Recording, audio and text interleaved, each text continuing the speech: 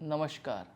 थार पारकर नस्ल की गाय और उसके फ़ायदे क्या क्या हैं, आज इस बारे में जानेंगे। आप में से बहुत लोग ऐसे हैं जो गायों को तो जानते हैं, देसी गायों को भी समझते हैं, पर आप में से कुछ लोग ऐसे भी हैं जिनको गायों के बारे में संपूर्ण ज्ञान नहीं है।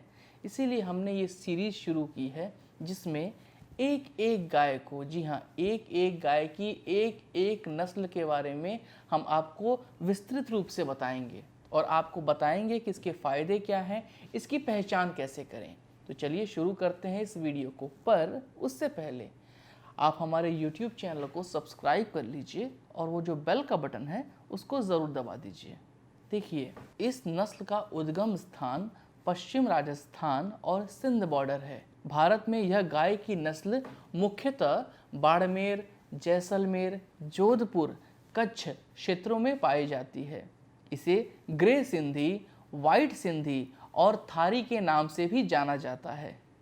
इनकी टांगें छोटी, पतली और लंबी पूंछ होती है। बड़ा और चौड़ा कूबड़ होता है और बड़े आकार का लेवा होता है। यह गाय प्रतिदिन 7 से 10 लीटर दूध देती है। यह नस्ल एक मिश्रित नस्ल है। इस नस्ल के बैल खेत में बहुत ही अच्छा काम करते हैं। चलिए अब जानते हैं कि आहार व्यवस्था इसकी क्या है, मतलब इस देवता रूपी गाय के खान पान के बारे में चलिए अब जानते हैं। ये जानवर सूखे और चारे की कमी की स्थिति के दौरान छोटे और जंगली वनस्पतियां भी ये खा सकते हैं, यानी कि फल मूल भी ये खा सकते हैं। आहार के रूप में यह नस्ल कम और सूखा चारा खाकर भी अच्छा उत्पादन देते हैं, किंतु संतुलित आहार व्यवस्था से इनकी उत्पादन क्षमता जो है वो बहुत ज़्यादा बढ़ जाती है। इसे मक्का, जौ, ज्वार, बाजरा, गेहूं, जेई की चोकर, मूंगफली, सरसों, तिल, हरे चारे के रूप में बरसिम रिज़का, लोबिया, ज्वर, जई, बाजरा, नेपी, सूडान घास और सूखे चारे के रूप में बरसिम की सूखी घास, रिज़का की सूखी घास, जई की सूखी घास, ज्वर और बाजरे की कड़वी घास, जई आदि दिया जा सकता है। पशु को उसका आहार शरीर भार के अनुसार दिया जाता है, किंतु पशु को संतुलित आहार देना बहुत ही आवश्यक है, क्योंकि वही उसके स्वास्थ्य पर निर्भर करता है। जितना अच्छा उसे पौष्टिक भोजन मिलेगा उस हिसाब से वो आपको दूध देगी।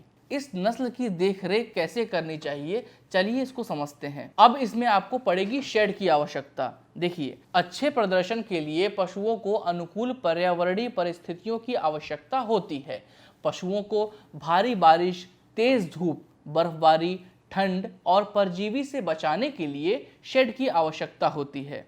सुनिश्चित करें कि चुने हुए शेड में साफ हवा और पानी की सुविधा होनी चाहिए। पशुओं की संख्या के अनुसार भोजन के लिए जगह बड़ी और खुली होनी चाहिए ताकि वे आसानी से भोजन खा सकें। पशुओं के व्यर्थ पदार्थ की निकासी का पाइप 30 से 40 सेंटीमीटर चौड़ी और 7 से 5 सेंटीमीटर गहरी होनी चाहिए।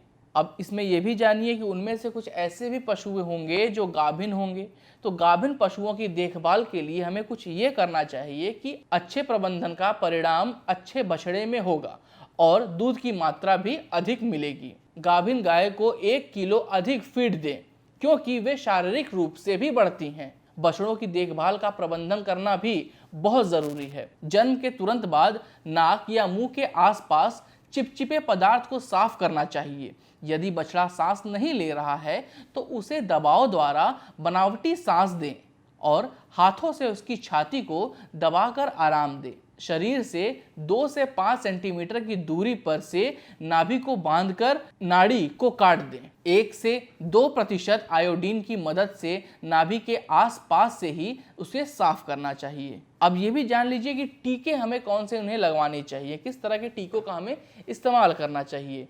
जन्म के बाद बछड़े को 6 महीने के हो जाने पर ब्रूसिलोसिस का टीका अवश्य लगवाना चाहिए।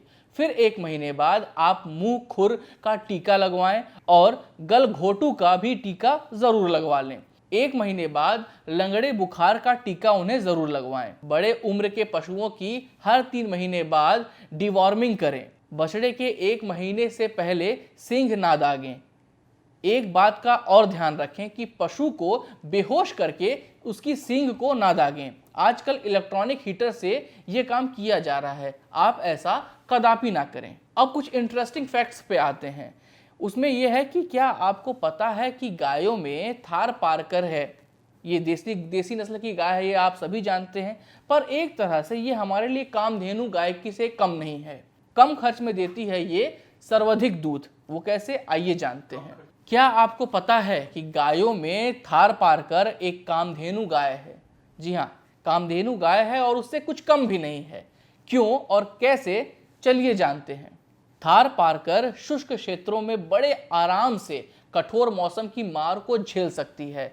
अलग अलग जलवायु और पर्यावरणीय परिस्थितियों के अनुसार ये खुद को ढालने में इसे महारत हासिल है। इतना ही नहीं, वो बहुत कम भोजन में भी जीवित रहने में समर्थ है। इसका औसतन जीवन 25 से 28 वर्ष तक का होता है और ये मध्य आकार के सफेद रंग के होते हैं और बहुत ही सुंदर होते हैं।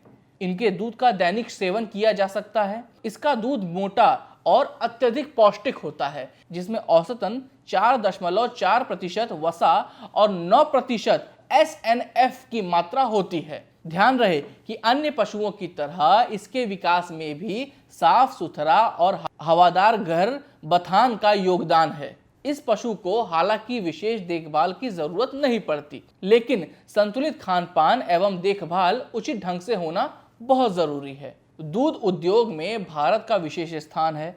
खुद भारत में पशुपालन मुख्य तौर पर दूध उत्पादन के लिए ही किया जाता है। इसकी प्रोसेसिंग और खुदरा बिक्री के लिए किए जाने वाले कार्यों से लाखों परिवार पोषित हो रहे हैं। वैसे तो हमारे देश में भैंस, बकरी और ऊँटनी आदि का दूध तो पिया ही जाता है, लेकिन गाय का दूध अधिक लोकप्रिय है। यही कारण है कि अधिक दूध देने वाली गायों की मांग आज तेजी से बढ़ती जा रही है। थारपारकर एक ऐसी गाय है, इसका नाम 5 सबसे उत्तम दुधारू पशुओं में शुमार है। इसके नस्ल को रोग प्रतिरोधी मवेशी के नाम से भी जाना जाता है। तो ये थी पूरी जानकारी थारपारकर गाय के बारे में।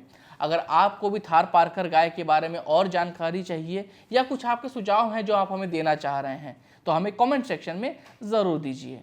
अगर आपको ये वीडियो कैसा लगा, हमें कमेंट सेक्शन में ज़रूर बताइए और हाँ, हमारे चैनल को सब्सक्राइब ज़रूर कर लीजिएगा।